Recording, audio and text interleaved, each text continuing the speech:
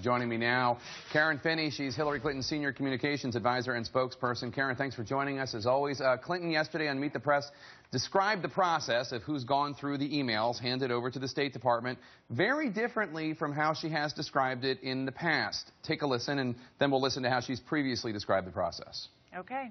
Can you say with 100% certainty that the deleted emails, that the FBI is not going to find anything in there that's going to cause you to have to explain again? All I can tell you is that when my attorneys conducted this exhaustive process, I did not participate. Why? I didn't look at them. Because I would want to know what emails. No. Why wouldn't you want to know? I wanted them to be as clear in their process as possible. I didn't want to be looking over their shoulder. We went through a thorough process to identify all of my work-related emails and deliver them to the State Department. At the end, I chose not to keep my private, personal emails. So we went through a painstaking process and turned over 55,000 pages of anything we thought could be work-related. Under the law, that decision is made by the official. I was the official. I made those decisions.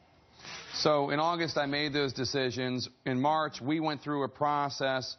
But yesterday, I did not participate. Karen, was she involved or not? And can you understand how these mixed messages might be feeding into these trustworthiness issues that she has with voters? Well, let me say one. I want to go back and say one thing about something Jeff said. I would not say that our campaign is in any way, shape, or form in a holding pattern. To your question, Jake, I actually think it's consistent. Because, you know, she said we, it was, as she has explained, two of her lawyers were involved in that process. And she sort of told them, I think, and made it, I'm sure they were clear about what they were looking for. But I think, as she said to Chuck yesterday, she did not want them to feel like she was looking over her shoulder.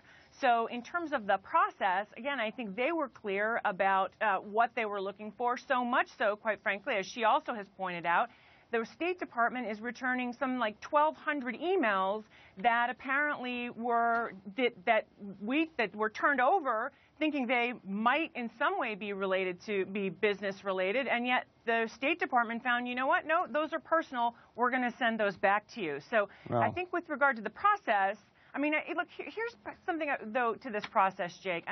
We know that we're going to see more releases of emails from the State Department. We know that there may be other questions raised. We know that other Republicans may choose to, do something with some of this. But here's the bottom line. Hillary Clinton has taken responsibility for this. She has apologized. She has turned over her server. And finally, after months of asking for the opportunity to come and speak to Congress, she turned over the server because she was turned over the server because she was essentially forced to, right? It wasn't willingly. Well, but it wasn't. I don't think you can say that. She turned it over. Been cooperating with all of their requests and with their investigation. Karen, let me ask you another question. Clinton explained this whole thing happened because, according to Secretary Clinton, she did it for convenience because she thought it would be, quote, easier to carry just one device for my work and for my personal emails, one device instead of two. How does that square with this, which she said earlier this year? I have an iPad, a mini iPad, an iPhone, and a BlackBerry. That's a lot of devices, and she said she only had one thing because she wanted to have one. She only wanted to have one item, and now she's talking about how she has an iPad, an iPad Mini. Okay, so hold on. She didn't have the iPad. She got the iPad, I think, as a Christmas gift sometime later, and as I understand it, uses that, predominantly to read articles and what have you, not for email. And with regard to the BlackBerry, I don't even think she had the iPhone at the time that she had the BlackBerry. And remember, the issue with the BlackBerry, because remember, at the State Department, there are two very separate systems. There is a classified system, and there is the unclassified system, which would be a .gov email address.